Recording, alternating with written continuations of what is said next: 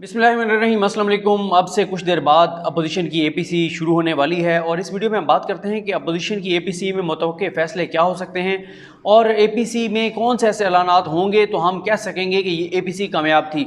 और अगर वो ऐलानात नहीं होते तो फिर ये उसी तरह की एपीसी होगी जिस तरह से पहले हमने देखा कि 4-5 जो हैं वो ऑल पार्टीज़ कॉन्फ्रेंसेज हुई, उनमें भी बड़े बड़े दावे किए गए। और कल मैं देख रहा था मारिया मेमन साहिबा ने बड़ी तफसील के साथ बताया अपने प्रोग्राम में कि किस एपीसी के बाद क्या आलामिया जारी किया गया, क्या दावे किए गए, क्या नारे लगाए गए, लेकिन फिर वो दावे, वो नारे और वो वादे वफा ना हुए।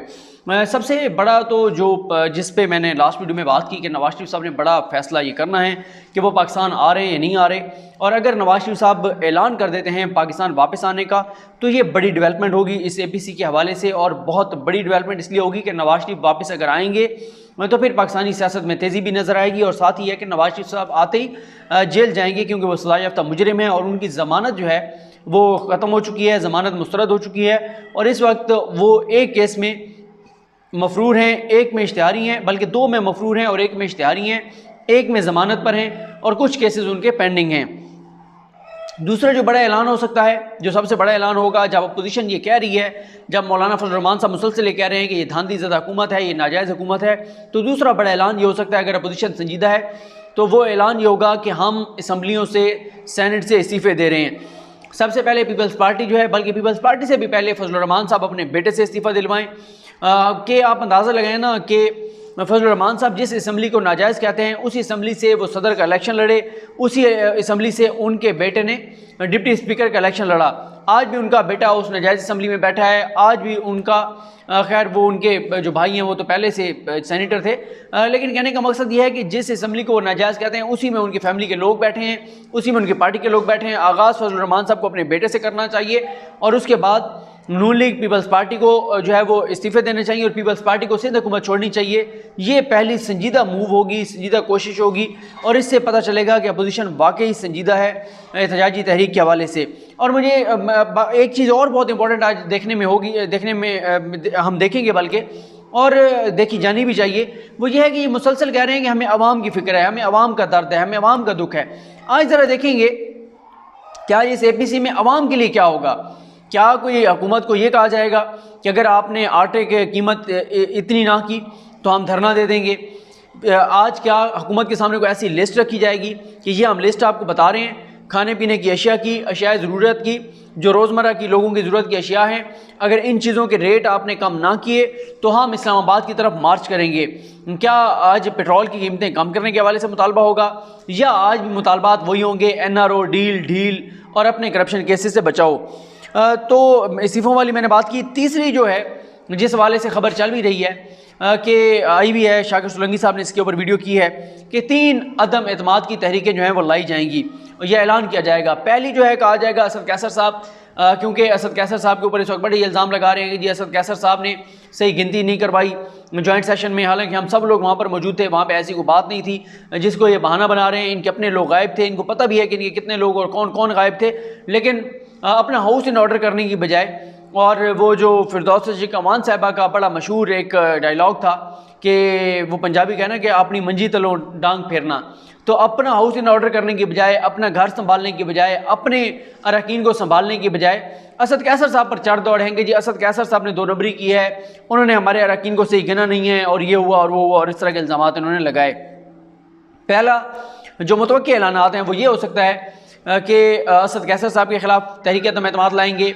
दूसरा हो सकता है कि प्राइम मिनिस्टर पाकिस्तान के ख़िलाफ़ अदम एतमाद की तहरीक लाएंगे। और तीसरा हो सकता है उस्मान बुज़दार साहब को हटाने के लिए अदम एतमाद की तहरीक लाएंगे। ये 3 अदम एतमाद की तहरीकों का ऐलान हो सकता है।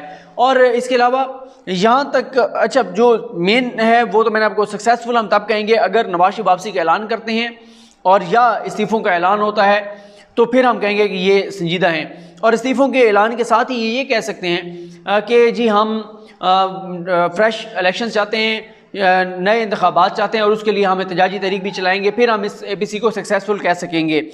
लेकिन अगर ये अदम एतमाद की तहरीकों का कहते हैं तो इसके हवाले से हम पहले देख चुके हैं कि चेयरमैन सेनेट की बारी जब इनके लोग खड़े हुए तो 64 थे, जब गिने गए तो 50 निकले, वोट 50 निकले, 14 लोग इनके वोट डालते हुए इधर उधर हो गए। उस वक्त भी इन्होंने कहा था कि इन्होंने हमारी पीठ में चुरा घोंपा है, हम ये कर देंगे, हम वो कर देंगे, लेकिन इन्होंने उनको नहीं निकाला, ना ही इन्होंने उनको आइडेंटिफाई किया। बाकी पता इनको था इसे कि कौन कौन था सेनेटर जिसने वोट नहीं दिए, और बाकी भी इसी तरह होगा। ये अभी जॉइंट सेशन में देख लें, जॉइंट सेशन में इनकी क्या हशर नशर हुआ है, इनके 34 से 36 लोग गायब हो गए हैं। फिर आप ये देखें, जब पहला बजट तहरीक इंसाफ की हुकूमत पेश कर रही थी तो हामिद मीर साहब समेत बड़े बड़े लोगों ने कहा कि पहला बजट ही हुकूमत पास नहीं करवा सकेगी और हुकूमत गिर जाएगी। दूसरे बजट की बार हामिद मीर साहब ये कहते रहे कि जी वो हुकूमत के पता नहीं कभी, अब तो वो असल में होता ये है कि जब आप झूठ बोलते हैं ना तो आपको याद नहीं रहता। हामिद मीर साहब ने इतने जो है इस झूठ बोलते हैं कि उनको याद ही नहीं रहता। उन्होंने पहले कोई फिगर दी कि इतने लोग हुकूमत के जो हैं वो अपोजिशन के साथ हैं, और बजट तो दूर की बात है, बजट तो कोई मसला ही नहीं है। ये तो इस वक्त इमरान खान को हटाने के लिए वोट जो है अपोजिशन के पास पूरे हैं। अब देखते हैं कि वो कब जो है तहरीक अदम एतमाद इमरान खान के खिलाफ लाते हैं। फिर हामिद मीर साहब ने एक मौके पर यह भी कहा कि हुकूमत के पता नहीं 25 के कितने लोग जो हैं वो अपोजिशन के साथ मिल गए हैं। तो दूसरे जो बजट पेश होना था उससे पहले भी हामिद मीर साहब ने यही कहा था। तो ये तो बहरहाल दावे होते रहे हैं। जॉइंट सेशन में भी उनको शिकस्त हुई, चेयरमैन सेनेट के इलेक्शन में भी उनको शिकस्त हुई, और इस तरह से ये है तो बहरहाल ये हो सकता है।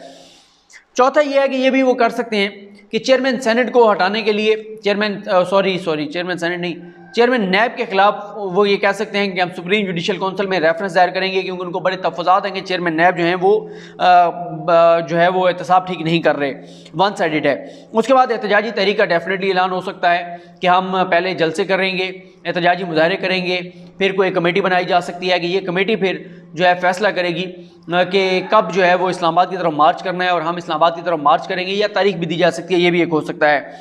बहरहाल इसमें जो बातें होंगी वो शुरू से बातें होंगी कि जी धांधली हुई थी इलेक्शन में, और फिर एहतसाब के ऊपर बात होगी, इस्टेब्लिशमेंट के किरदार पे बात होगी, और साथ ही मुईशत के ऊपर बात होगी, तहरीक इंसाफ की जो उनके नज़दीक नाकामियाँ उन पर बात होगी, और ये भी कहा जा रहा है कि आसिम सलीम बाजवा साहब के हवाले से भी वो बात करेंगे, जजेज़ और अदालतों के हवाले से बात करेंगे।